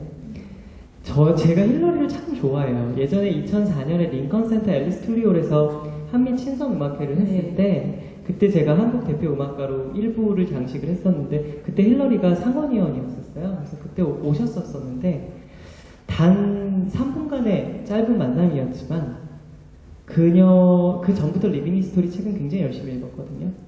그녀가 저한테 줬던 그 인상, 아우라, 카리스마, 이런 것들이 저를 충분히 매료시키기에 충분했고요. 이거는 책에 나오는 내용은 아닌데요. 여러분 다들 아실 거예요. 되게 인상 깊은 내용이에요. 여성분들, 제가 여성 리더들을 항상 그 칼럼에서도 쓰지만, 네. 21세기에 가장 경쟁력 있는 리더의 조건이 여성이어야 됩니다. 제가 왜 이런 말을 하시는지 나중에 칼럼 좀 찾아보시고요. 아카이브에 다 있습니다. 그래서 제가 인상 깊은 구절은 아니고 이런 얘기가 있어요. 일화가 있는데, 저는 이거를 꼭 여성 리더분들, 이화여대 가서 써먹으려고 했는데 그냥 여성 리더시니까 여기서 할게요. 근데 절대 스포 유출은 안 되고요. 힐러리와 클린턴이 이제 퇴임을 하고 한적하게 여행을 떠났다고 합니다. 그래서 텍사스 근처에 가서 기름을 넣었는데, 텍사스 뭐라 그럴까요? 주유소라고 그러나요? 거기 사장이 알고 보니까 힐러리의 전 대학교 때 남자친구였던 거예요. 그랬더니 반갑게 인사를 하고 돌아오는 차 안에서 클린턴이 놀리듯이, 당신이 아마 저 남자랑 살았거나 결혼을 했으면 주유소 사장 부인이 돼 있겠지? 그랬더니 힐러리가 비웃으면서, 아니, 저 남자가 미국의 대통령이 돼 있을 거야.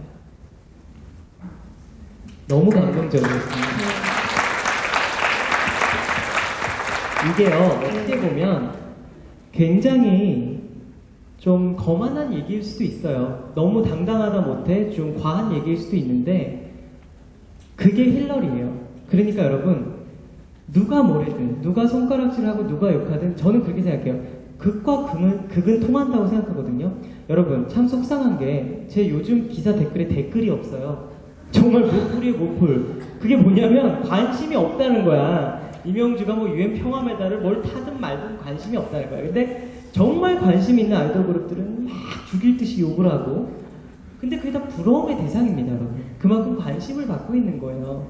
그래서 힐러리 같은 경우도 그를 추종하는 세력들은 너무 그를 실격할 정도로 추앙하지만 싫어하는 사람들은 너무 싫어합니다. 그녀가 극명하게 권력욕을 드러내기 때문에. 근데 여러분 왜 이 말을 하냐면 이런 힐러리처럼 확실한 톤 컬러를 가지세요. 개발을 하세요. 그래서 누가 뭐래든 난 내 길을 가련다. 마이 웨이를 가련다 라는 생각을 하시고 자기의 캐릭터를 개발하시는 것도 굉장히 좋은 경쟁력이라고 생각합니다. 만족하셨어요? 열정적인 삶을 살아가는 자기 주도적인 여성이 되라. 저도 굉장히 많이 또 와닿는데요. 여성들이 왜 21세기에서 저는 큰 그 장점이 있다고 생각하냐면 네. 조직 사회가 점점 사회나 국가나 유연해지고 있습니다. 그리고 유연한 리더를 원하고 있고요. 옛날처럼 굉장히 독재적인 어떤 자기를 따라와라 이렇게 극단적인 리더를 원하는 게 아니지 않습니까? 네. 그러니까 여성들은 굉장히 유연하고 또 굉장히 뭐라 그럴까요? 그 센스가 있고요. 굉장히 센시티브하잖아요. 그리고 여성이 느끼는 감성이 남성은 분명히 느끼지 못하는 것들이 많다고 생각합니다. 그게 굉장히 강점이 된다고 생각하고요. 그렇죠. 옛날에는 그게 단점이었다면 네. 요즘은 이게 이제 강점이 된 거고 또 여성이 저는 부러운 이유가 어떠한 조직이나 어떠한 모임에서 여성이라는 것이 굉장히 매력일 때가 있습니다. 그게 비단 뭐 예쁘게 생겨서 몸매가 뛰어나게 좋아서 화술이 좋아서 이게 아니고 그냥 여성 리더가 그 자리에 있음으로 인해서 그 자리가 빛이 나는 경우가 있어요. 이 빛이 난다는 건 좀 여러분들의 개개인 상상에 맡기겠습니다. 그렇기 때문에 여성 리더들이 21세기에서는 그 전엔 여성 해방운동이다, 억압받고 굉장히 차별을 받았다면 이제는 반대로 역차별의 시대인 것 같아요. 남성들이 분발하셔야 될 때라고 생각합니다. 오히려 여성분들 동의하시나요? 네. 감사합니다. 지금 제가 말씀드리고 싶었던 질문은 책과 신문의 비중을 여기 계신 누구보다도 잘 이제 인지를 하고 계시잖아요. 네. 그런 생각이 자리 잡힌 결정적인 계기나 네, 또 그 시기가 언제쯤이었을지 질문을 드리고 싶었습니다. 어렸을 때 저희 집에서 구독하던 신문을 동화구연이나 웅변을 배우면서 읽을 거리를 찾으면서 자연스럽게 신문을 읽기 시작했고요. 그 읽기 연습을 하면서 자연스레 신문 본질적으로 신문이 굉장히 나한테는 굉장히 훌륭한 도움을 주는 도구구나 라고 느낀 게 대략 초등학교 3, 4학년 시기였던 것 같아요. 굉장히 비교적 일렀고요. 약간 그 뭐라 그럴까 좀 에어른이었던 것 같아요. 마인드가. 그래서 그건 부모님께 감사를 해야겠지만 어떤 동기부여 없이도 약간 조숙했던 것 같아요. 또래들보다. 그래서 금방 신문의 이 필요성을 느끼고 신문을 활용하기 시작한 것 같습니다. 네. 경제학과 김지영님. 저희 계시네요. 네. 이명주 씨께서는 어렸을 때부터 자신의 꿈을 이미 알고 그 길을 따라서 쭉 가신 케이스시잖아요. 그래서 지금 이명주 씨의 자리에서 봤을 때는 아까도 말씀하셨듯이 이미 자기의 잡이 있고 그것을 하나의 보험으로 생각을 하고 다른 일을 더 많이 하실 수 있잖아요. 근데 수많은 다른 20대들 같은 경우는 자신의 꿈이 무엇인지도 모른 채 그냥 뭐 부모님의 그런 거에 따라서 수동적으로 공부만 한 학생들이 굉장히 많아요. 그것이 또 저희 지금 한국 사회의 가장 큰 문제점이기도 한데 지금 저희가 이 시점에서 할 수 있는 일이 과연 무엇인가. 그러니까 이미 어렸을 때부터 꿈을 알고선 실천한 사람도 있겠지만 지금 와서 후회를 하고 지금 와서 내 적성은 뭐 예를 들면 내 적성은 경제가 아니었구나. 나는 뭐 다른 적성이었구나라는 농밀한 것을 자기 고백 같아요. 네. 그런 것을 지금에서야 깨달았다면 어떻게 해야 되는지 자기의 적성을 좀 늦게 찾았을 경우 그것을 어떻게 실현시켜야 되는지가 궁금합니다. 오케이, 질문은 알았어요. 키포인트를 알았고 여러분 특히 질문자께 말씀드리는데 늦지 않았어요. 그러니까 저는 왜 우리 사회가 조급증이 걸렸는지 모르겠어요.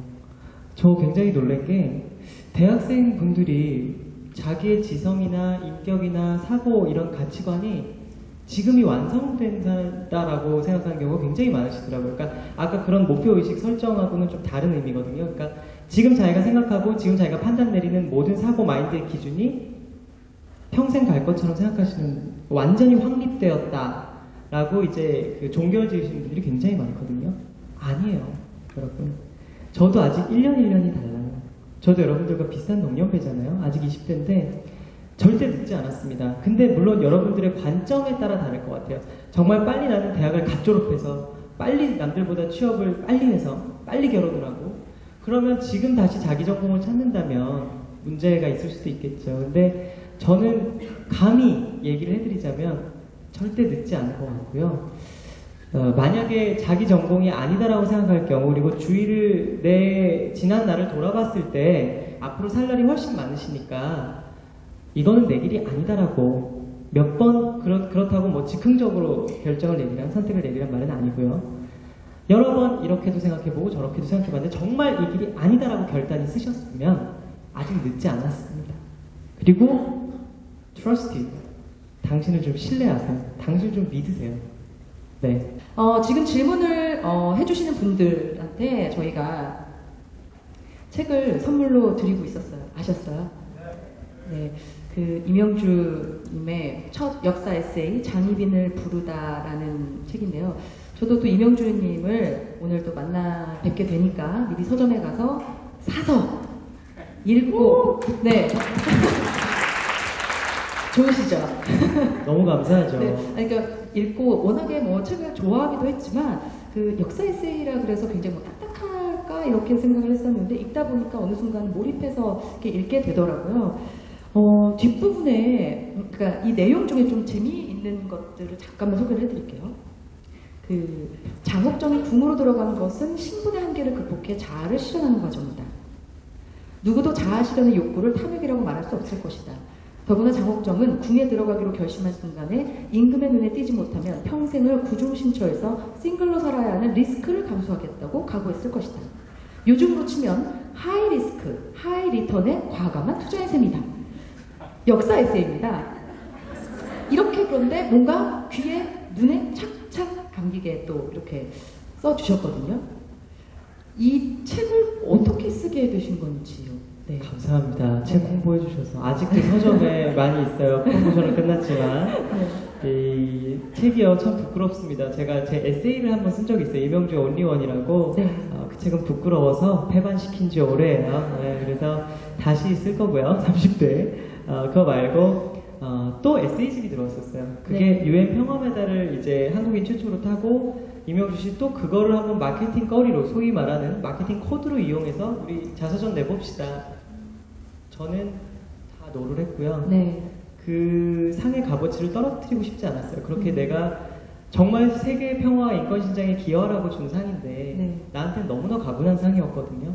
그걸 이용하고 싶지 않았었고 그 대신 조건이 제 책을 내주신다면 제가 썼던 그동안 써왔던 역사 에세이집이 있습니다. 정말 부족하고 부끄럽지만 이걸 내주시렵니까? 라고 역으로 제안을 했어요. 발칙하게. 네. 그랬더니 이 대표분께서는 모 신문사에 계셨던 분이 나오셔서 이제 출판사를 차리시는 거예요. 본인께서. 그랬더니 그냥 무조건 그냥 이명주란 브랜드를 이용하고 싶으시대요. 툭 까놓고 말씀을 하시더라고요. 네. 그래서 그러면 내겠대요. 이 책을. 네. 그래서 그때 당시 그 모 언론사에 있는 큰 출판사 계약을 제끼고 거기랑 계약을 했습니다. 역사는 승자의 기록이지 않습니까? 네. 패자는 영원히 패자입니다. 할 말도 없는 것이고. 그러나 그러기에는 장희빈이라는 여성 인물, 지금도 여성해방 운동이 지난 지 얼마 안 됐죠. 네. 어떻게 보면 시기적으로 역사를 따져 세계의 연표를 보면. 근데 그때는 어땠습니까? 가부장적인 조선왕조 시대, 유교 사상이 아주 진배한 사회에서 모계를 따라가면서 태어나면서부터 너는 천민, 너는 양반, 너는 왕족이었잖아요. 천민의 그 여종의 자식으로 태어나 정말 입지전적인 여인이었습니다. 신분의 굴레를 뛰어넘어 자기의 뭐 몸뚱아리를 이용했다 하더라도 굉장히 그 권력의, 그러니까 약간 어떻게 보면 저는 장희빈의 모습에서 힐러리를 발견했다고도 볼 수 있어요. 여러 가지 지금의 여성 리더들이 그녀의 일생에 보이더라고요. 그래서 여성 리더들을 꿈꾸는 젊은 친구들 또는 어린 친구들이 이 책을 보면서 역사서에도 관심을 갖게 되고 여러모로 많은 영향을 줬으면 좋겠다 해서 제가 장희빈을 완전히 다른 관점에서 21세기 관점에서 이제 표현을 했습니다. 네, 선생님 질문하시죠. 어떻게 15분을 읽으신지 강적을 만났습니다, 오늘 제가.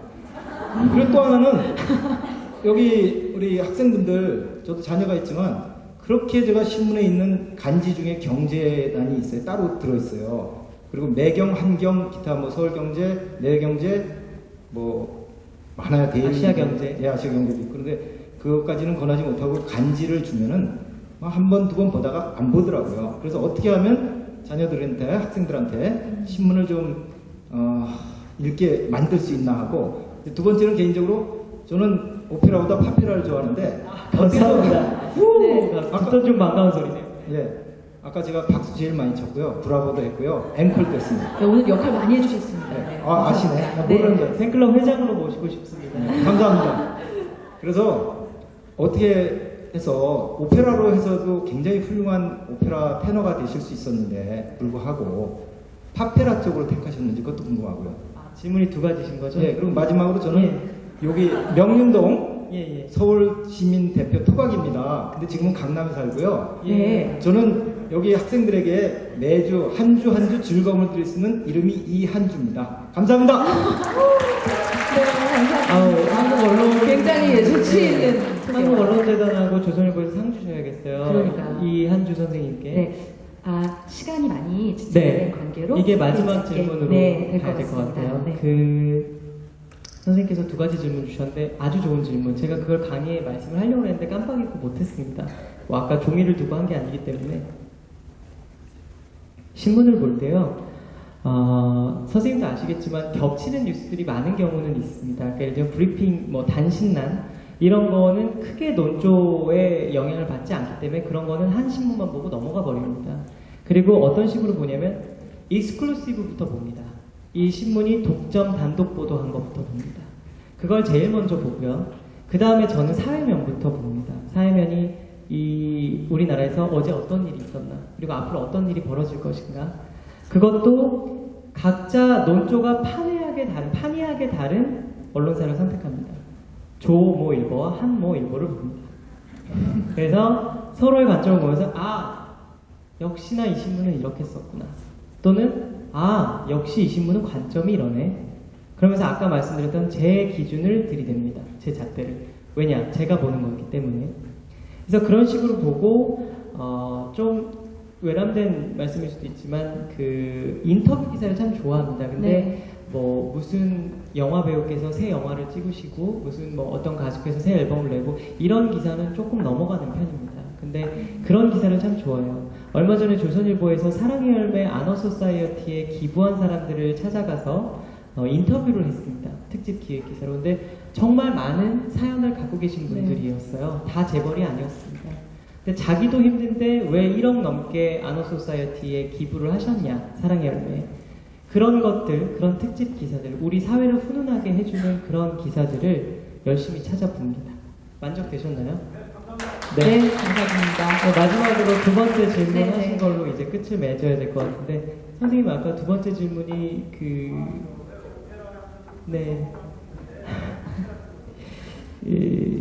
사실 아까도 제가 말씀드렸지만 지금은 좀 철이 들어서 다른 것 같은데 옛날에는 네.